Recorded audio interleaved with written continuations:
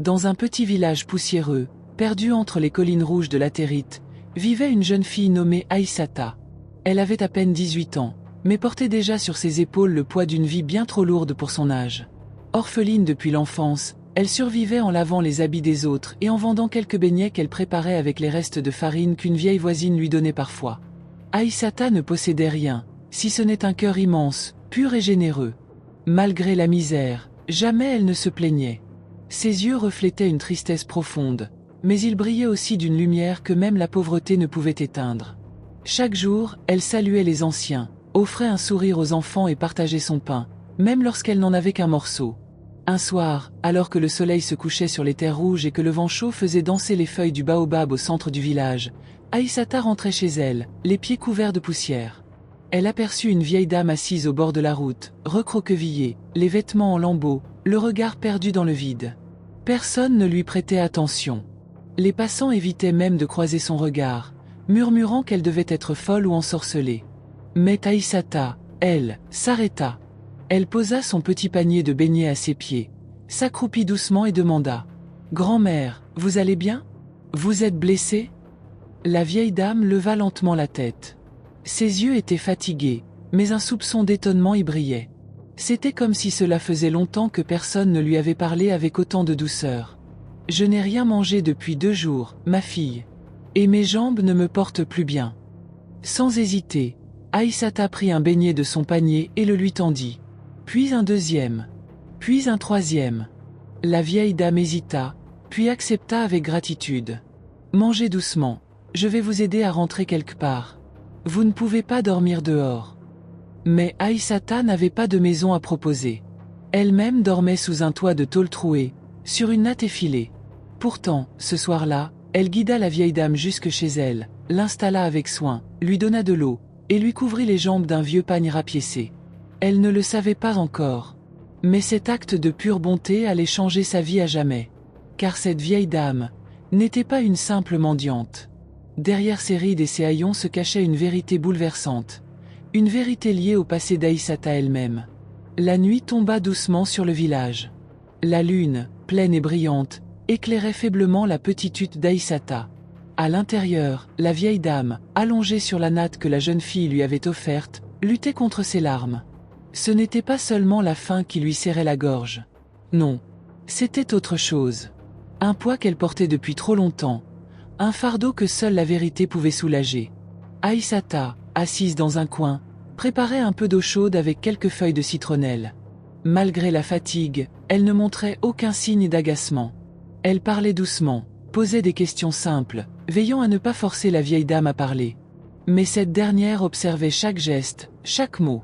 Elle voyait dans les yeux d'Aïssata quelque chose de familier. Un reflet, un éclat oublié du passé. « Tu es bien gentille, ma fille. Comment t'appelles-tu » murmura la vieille, la voix encore fragile. « Aïssata, grand-mère. Et vous » La vieille hésita un instant, puis répondit. « On m'appelait Aminata, autrefois. Mais cela fait longtemps que personne ne m'a appelé par mon nom. » Ce nom résonna étrangement dans le cœur d'Aïssata. Il lui semblait l'avoir entendu, tout petit, dans un murmure, dans une prière, ou dans un rêve. Mais elle n'osa rien dire. Elle se contenta de sourire. Les jours passèrent. Aïssata continua de s'occuper de la vieille dame comme si c'était sa propre grand-mère. Elle lui lavait les pieds, partageait son repas, et lui racontait ses journées avec candeur. Aminata, elle, restait silencieuse la plupart du temps, mais ses yeux parlaient. Ils disaient le regret, la peur, et surtout, l'amour, ce sentiment qu'elle avait essayé d'éteindre il y a si longtemps, mais qui brûlait à nouveau. Un après-midi, alors que la pluie menaçait de tomber, Aminata appela doucement Aïssata à son chevet. Elle tenait entre ses doigts un petit collier en perles rouges, usé, mais intact. « Ce collier, » dit-elle avec émotion, « je l'ai laissé à ma fille, le jour où j'ai dû partir. » Aïssata écarquilla les yeux. Elle tendit la main vers son cou. Sous son foulard usé, pendait exactement le même collier. « C'est ma mère, c'est tout ce qu'elle m'a laissé. » Un long silence. Puis Aminata éclata en sanglots. « Ma fille, mon enfant, c'était toi, c'est toi. » Aïssata sentit son cœur s'arrêter. Le sol sembla se dérober sous ses pieds. Elle recula, tremblante. Les mots n'arrivaient plus à sortir. Qu'avez-vous dit? Aminata prit la main de la jeune fille et la serra fort contre son cœur. Je suis ta mère, Aïssata. Je t'ai abandonnée, il y a 18 ans. Pas par choix, mais par obligation. Aïssata restait figée. Son regard passait de celui de la vieille dame à ses propres mains, puis à ce collier qu'elle croyait depuis toujours comme un simple souvenir d'une mère inconnue. Son cœur battait si fort qu'elle entendait ses propres pulsations couvrir les bruits du dehors. « Vous êtes ma mère », répéta-t-elle, la voix brisée entre la peur, la colère et l'incompréhension. Aminata hocha la tête, les larmes ruisselant sur ses joues ridées. « Oui, mon enfant. Et je te dois la vérité. » Elle s'assit lentement, malgré la douleur dans ses jambes, et prit une grande inspiration. Puis elle commença à raconter. Il y a 18 ans, j'étais jeune, belle et naïve. Ton père, Moussa, était l'homme que j'aimais de tout mon cœur. Mais nous n'étions pas du même monde. Lui venait d'une famille noble et influente du Nord. Moi j'étais la servante chez ses oncles. Notre amour était interdit, caché, dangereux. Quand je suis tombée enceinte, il m'a juré de me protéger, de t'élever avec fierté. Mais ses parents ont tout découvert. Ils m'ont chassée comme une voleuse, humiliée, menacée, et ton père n'a rien pu faire. Il a disparu de ma vie. Aminata s'arrêta un moment, essuya ses larmes, puis reprit. J'ai fui ce village avec toi dans le ventre, seule, sans ressources, sans toi. J'ai accouché dans une case abandonnée, aidée par une vieille guérisseuse. Mais très vite, je suis tombée malade. Je n'avais rien à te donner, ni lait, ni toi, ni avenir. J'étais sûre de mourir. Alors je t'ai confiée à une femme du village voisin, avec ce collier, mon seul bien, en priant qu'elle prenne soin de toi. Je suis partie, pour ne pas te voir mourir avec moi. Aïssata sentait les larmes monter. Une part d'elle voulait hurler, frapper, crier. Pourquoi ne pas être revenue? Pourquoi m'avoir laissée? Mais une autre part, plus profonde, reconnaissait la douleur dans la voix de cette femme. Une douleur que seule une mère peut porter toute une vie. Et pourquoi êtes-vous revenu maintenant? Aminata baissa les yeux. Parce que je t'ai cherché pendant des années. La femme à qui je t'ai confiée est morte peu après. On m'a dit que l'enfant avait disparu, qu'elle avait été laissée à une autre famille. Je n'ai jamais retrouvé ta trace. Jusqu'à aujourd'hui. Jusqu'à ce jour où, épuisé par la route, affamé, j'ai croisé ton regard, et que tu m'as tendu la main, sans savoir qui j'étais. Un silence lourd suivit. Le genre de silence où les âmes se reconnaissent au-delà des mots. Aïssata n'avait plus de force pour parler. Elle s'approcha lentement, tomba à genoux et enfouit sa tête contre la poitrine de cette femme qui l'avait mise au monde. Elles pleurèrent ensemble. Longtemps. En silence. Le passé, les blessures, les regrets, tout se déversait dans ses larmes mêlées. Mais le destin, lui, n'avait pas encore dit son dernier mot. Les jours suivants furent emplis de douceur, de silence partagé, et de souvenirs à recoudre. Aminata et Aïssata apprenaient à se redécouvrir, comme deux âmes que le vent avait éloignées trop tôt. Aïssata, bien que blessée par tant d'années de solitude, sentait peu à peu son cœur se réchauffer. Elle comprenait que la vie n'était pas toujours simple, et que certaines décisions, même les plus douloureuses, naissent parfois d'un amour profond. Mais un matin, alors qu'Aminata toussait plus fort que d'habitude, elle appela Aïssata d'une voix grave. « Il faut que je te dise la vérité jusqu'au bout, ma fille. »« Je t'écoute, maman. » Aminata ferma les yeux un instant, comme pour puiser du courage dans ses souvenirs. « Tu as du sang noble dans les veines, Aïssata. Ton père, Moussa, était le fils aîné d'un grand chef coutumier du Nord. Leur famille règne depuis des générations sur plusieurs villages. Leur nom, tu l'as sûrement entendu, les Keïta de Tougouné. » Le cœur d'Aïssata manqua un battement. Elle avait en effet entendu ce nom. Tout le monde connaissait cette famille, réputée pour sa richesse, son autorité, mais aussi pour sa fierté glaciale. Ils ont effacé jusqu'à ton existence. Quand j'ai été chassée, ils ont fait courir des rumeurs que j'étais une voleuse, une fille légère. Ton père a été envoyé à l'étranger. On lui a fait croire que j'étais morte, et que l'enfant aussi. Mais, s'il est vivant, pourquoi ne m'a-t-il jamais cherché? Parce qu'il ne sait pas que tu existes toujours. Il croit que je vous ai abandonnés tous les deux, ou que tu es morte à la naissance. Aïssata sentit une rage douce monter en elle. Pas une rage violente, non, une rage triste. Celle qu'on ressent quand on découvre qu'on a été volé d'une vie entière. Une vie où elle aurait pu aller à l'école. Manger à sa faim. Avoir un père, un nom, une place. Et maintenant, murmura-t-elle. Aminata la regarda avec tendresse. Maintenant, tu dois choisir. Tu peux continuer ta vie ici, en paix, avec moi. Ou tu peux aller à leur rencontre, leur montrer qui tu es, et réclamer ton droit. Non pas pour leur richesse, mais pour la vérité. Pour que ton père sache que tu es là, vivante, forte et digne. Un long silence s'installa. Aïssata regarda le ciel à travers les trous du toit. Elle ne savait pas encore ce qu'elle allait faire, mais une chose était sûre, elle ne serait plus jamais la même. L'aube se leva sur un ciel gris. Aïssata, debout depuis longtemps, pliait soigneusement ses quelques vêtements dans une petite besace de toile. À ses côtés, Aminata, plus faible que jamais, l'observait avec un mélange de fierté et d'angoisse. Le moment était venu. Le moment où sa fille allait affronter ceux qui avaient tenté d'effacer jusqu'à son nom. N'oublie jamais qui tu es, ma fille. Même s'il te rejette encore, toi seul peux faire vivre la vérité. Aïssata hocha la tête, les larmes aux yeux. Je reviendrai, maman. Quoi qu'il arrive. Elle marcha des heures durant. Le chemin vers Tougouné était long, poussiéreux, et parsemé de regards curieux. Une jeune fille pauvre, marchant seule vers un village de nobles? Les rumeurs allaient vite. Mais elle ne tremblait pas. Elle n'était plus la même. À l'entrée du village, 2 gardes en tenue traditionnelle barrèrent son passage. « Tu viens de quel village, fillette? Que viens-tu chercher ici? » « Je suis Aïssata, fille d'Aminata, et du fils aîné de votre chef, Moussa Keïta. » Le silence tomba comme un coup près. Les gardes se regardèrent, interdits. L'un d'eux la fusilla du regard. « Tu mens. Le fils du chef n'a jamais eu d'enfant avec une femme du peuple. Alors allez lui demander. S'il me nie, je partirai. Mais s'il reconnaît le collier que je porte ou le nom d'Aminata, alors vous saurez. » Le plus âgé des gardes sembla hésiter. Il regarda le collier rouge, puis ordonna qu'on la fasse patienter à l'ombre. Aïssata s'assit sur un rocher, droite, fière, même si son cœur battait à tout rompre.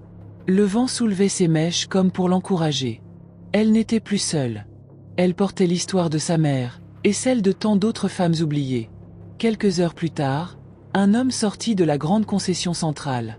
Élégant, le visage marqué par le temps, mais les yeux brillants d'intelligence. Il s'arrêta net en la voyant. « Qui es-tu » Aïssata se leva. « Je suis celle qu'on t'a cachée. Ta fille. » Moussa resta figé. Ses yeux scrutaient chaque détail du visage d'Aïssata comme s'il cherchait à distinguer un mensonge. Mais plus il la regardait, plus quelque chose en lui se fissurait. Cette bouche, ses yeux, ce regard droit et sincère. C'était comme un miroir brisé de son propre passé. « Ton nom » demanda-t-il d'une voix étouffée. « Aïssata. Ma mère s'appelle Aminata. »« Impossible. Aminata est morte. » murmura-t-il, reculé d'un pas. « Non, elle a survécu. Elle vous a aimé. Vous deviez me protéger. Mais vous avez disparu. » Un silence lourd. Un cri étouffé au fond du cœur de Moussa. Il chancela. « On m'a menti. Mon père, ma mère. Ils m'ont dit qu'elle avait fui, qu'elle avait abandonné l'enfant, qu'elle était tombée dans la folie. J'ai cru. » Il tomba à genoux. Pour un homme de son rang, c'était une gifle à l'orgueil. Mais il s'en fichait. L'homme puissant n'était plus qu'un père blessé devant une vérité crue. « Tu es ma fille. Mon Dieu. Je ne savais pas. » Aïssata baissa les yeux. Elle ne s'attendait pas à une telle réaction. Elle avait préparé ses armes, sa colère. Mais devant elle, ce n'était pas un ennemi, c'était un homme détruit. Des voix s'élevèrent alors derrière eux. Celles de membres de la famille Keïta, alertés par l'agitation. Parmi eux, la mère de Moussa, la grande matriarche, droite comme un baobab, le regard tranchant. Que signifie cette mascarade? Qui est cette fille? Mère, c'est ma fille. La fille d'Aminata. Celle que vous m'avez arrachée. La vieille dame haussa les épaules, méprisante. Cette bâtarde? Elle n'est rien. Elle n'a aucun droit ici. Elle n'est pas une Keïta. Aïssata leva les yeux. Elle sentit la brûlure de l'humiliation. Mais elle ne baissa pas la tête. Je n'ai pas besoin de votre nom. Le mien me suffit. Mais un père a le droit de connaître sa fille. Et une fille, celui de connaître la vérité. Un silence glacé s'abattit. Moussa se redressa lentement. Pour la première fois, il regarda sa mère droit dans les yeux. « Vous avez menti. Vous avez volé 18 ans de ma vie. Et maintenant, vous voulez voler les siens? C'est fini. Aïssata est ma fille. Que cela vous plaise ou non. » La cour fut saisie de stupeur.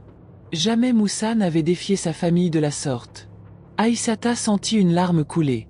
Pas de tristesse, mais de libération. Le tumulte était à son comble dans la grande cour des Keïta. Les anciens se rassemblèrent sous l'arbre sacré, là où seules les décisions les plus graves étaient prises. Aïssata fut invitée à rester à l'écart, tandis que Moussa faisait face à sa propre lignée, la voix tremblante mais déterminée. « Elle est mon sang, mon enfant. Peu importe ce que vous avez voulu faire croire. Elle existe. Elle est là. Et elle mérite d'être reconnue. » Mais le patriarche, l'oncle de Moussa, frappa le sol de son bâton sculpté. « Ce que tu demandes est impossible. Le nom Keïta ne se donne pas à n'importe qui. Elle est née hors du mariage. Sa mère était une domestique. Cette fille n'a ni l'éducation, ni le rang pour être des nôtres. » Moussa répliqua. « Et que vaut votre nom s'il est bâti sur le mensonge, l'injustice et la honte? Le vrai honneur, c'est d'assumer nos erreurs. C'est de réparer ce qui a été brisé. » Dans l'ombre, Aïssata écoutait. Chaque mot la blessait, mais chaque mot de son père la relevait. Elle comprenait que le combat ne serait pas facile. On ne naît pas noble par le nom, on le devient par le cœur. Finalement, la voix de la matriarche s'éleva, tranchante. « Si tu l'intègres à notre lignée, Moussa, tu seras déshérité. Banni. Tu perdras tout ce que tu possèdes ici. » Le silence tomba. Tous attendaient la réaction de Moussa. Il se tourna vers Aïssata, qui le regardait avec intensité. Puis, sans hésiter, il déclara. « Qu'ils prennent tout. Ma maison, mes terres, mon rang. Je préfère être pauvre et vrai, que riche et menteur. Aïssata est mon honneur. » Le choc fut total. Aïssata se leva. Elle marcha lentement vers son père, puis se tint à ses côtés. Pour la première fois de sa vie, elle avait quelqu'un derrière elle. Et ce quelqu'un était prêt à tout perdre pour elle. Ce jour-là, dans le silence d'un soleil couchant, le nom Keïta perdit peut-être de sa puissance. Mais Aïssata, elle, gagna ce que l'argent ne peut acheter, la dignité, la vérité et l'amour d'un père. Le chemin du retour fut silencieux, mais chargé d'émotions. Moussa, désormais libéré de l'emprise familiale, marchait à côté d'Aïssata comme un homme qui venait de renaître. Il découvrait chaque geste, chaque rire discret de sa fille, avec une admiration teintée de regret. « Tu ressembles tant à elle, » dit-il en brisant enfin le silence. « Maman !» Oui. Elle avait cette force dans les yeux. Même lorsqu'elle souffrait, elle ne pliait jamais. Quand ils arrivèrent devant la modeste case d'Aminata, le soleil commençait à décliner. Une lumière dorée baignait l'entrée, mais un silence étrange régnait. « Maman » appela Aïssata, pressant le pas. Mais aucune réponse. L'inquiétude la saisit. Elle poussa doucement la porte, et trouva sa mère allongée sur le lit, les yeux fermés, le visage apaisé. Trop apaisé. « Maman !» Elle s'approcha, posa une main tremblante sur son bras froid. Le temps sembla s'arrêter. Aminata était partie. Silencieusement. Comme si elle avait attendu que sa fille retrouve son père. Comme si son âme avait tenu juste assez longtemps pour voir la vérité triompher. Un cri déchirant s'échappa d'Aïssata. Moussa accourut et la prit dans ses bras. Il pleura aussi. Il pleura pour les années perdues, pour l'amour qu'il avait trahi, pour la femme qu'il n'avait pas su protéger. Le village entier vint rendre hommage à Aminata. Ceux qui l'avaient ignorée, méprisée, baissèrent la tête devant sa force et sa dignité. Et Aïssata, la tête haute malgré la douleur, prononça ces mots. « Ma mère est morte pauvre, mais elle était plus riche que ceux qui l'ont rejetée. Elle m'a appris que la vraie noblesse, c'est d'aimer sans rien attendre. Et moi, je marcherai avec son nom dans mon cœur, partout où j'irai. » Moussa, brisé mais transformé, décida de rester près de sa fille. Ils n'avaient plus de château, ni de titre, mais ils avaient une histoire. Une vérité. Et un lien que rien, plus rien, ne pouvait briser. Les semaines passèrent. Le deuil d'Aminata fut profond, mais fécond. Aïssata n'était plus cette jeune fille silencieuse et effacée.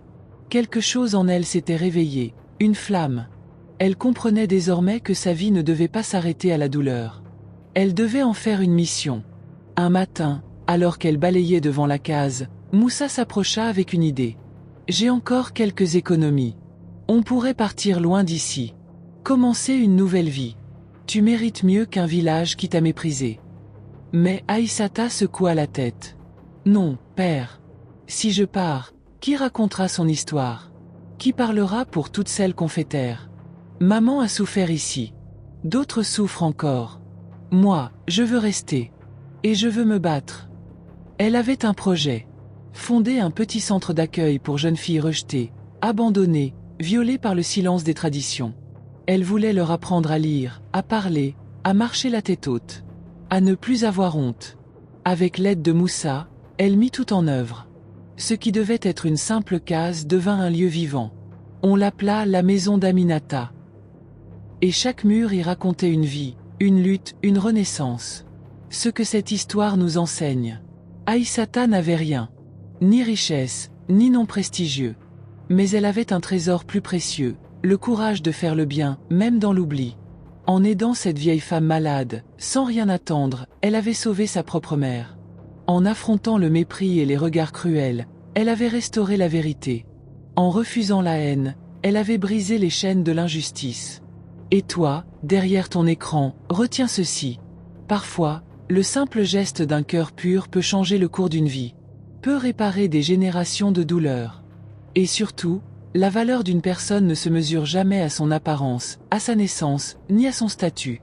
Elle se mesure à ce qu'elle est prête à faire, pour le bien.